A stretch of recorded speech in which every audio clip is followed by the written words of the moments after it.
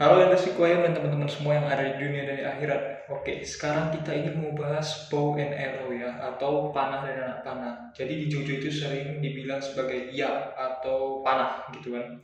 Nah, jadi ya kan, kita ingin bahas kayak mana sih cara panah ini tercipta gitu. Nah, di JoJo udah dijelasin kalau panah ini tercipta itu kira-kira 50.000 tahun yang lalu, ya kan? Sebuah meteor itu jatuh ke bumi itu, tepatnya di kota namanya Cape Walk Greenland, ya kan? Nah, di sana orang-orang banyak percaya tuh meteor itu tuh jatuh bukan karena kebetulan teman-teman, tapi jatuhnya itu karena ditarik oleh roh-roh yang kuat gitu, roh-roh yang kuat bumi ya maksudnya. Nah, terus di tahun 1978 ilmuwan-ilmuwan itu menemukan bahwa di dalam batu meteorit itu terdapat virus terbaru dan tidak dikenal gitu.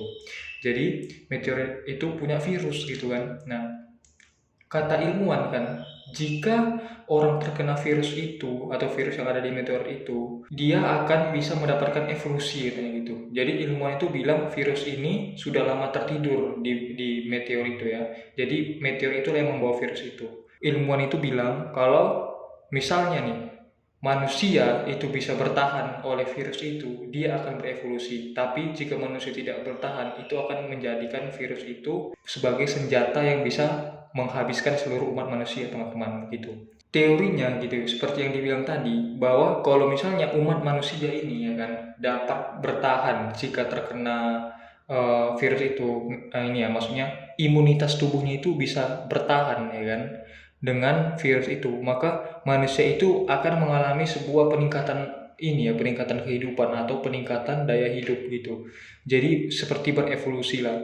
Terus dia mendapatkan kekuatan yang gaib gitu teman-teman, atau kekuatan stand ya kan. Nah, jadi itulah kenapa waktu kita diserang panah gitu kan, kayak si Koichi dan yang lain-lain itu, yang awalnya tidak punya stand tiba-tiba punya stand, itu karena virus itu teman-teman. Mereka imunitas tubuh mereka itu berarti spesial gitu ya, makanya mereka bisa bertahan dari virus panah itu. Seperti yang dibilang tadi, kalau virus itu tidak bisa kita bertahan imunitas kita terhadap virus itu, maka kita yang mati gitu. Waktu itu kan meteor kan jatuh nih 50.000 tahun yang lalu. Nah, waktu itu belum ada orang yang tahu virus itu ditemukan atau enggak gitu kan. Nah, terus beberapa ratus tahun yang lalu, itu 1978 ya kan, itu beberapa ratus tahun sebelumnya, yang ada seorang pemuda ya yang ditinggal itu di Cape World Greenland ya.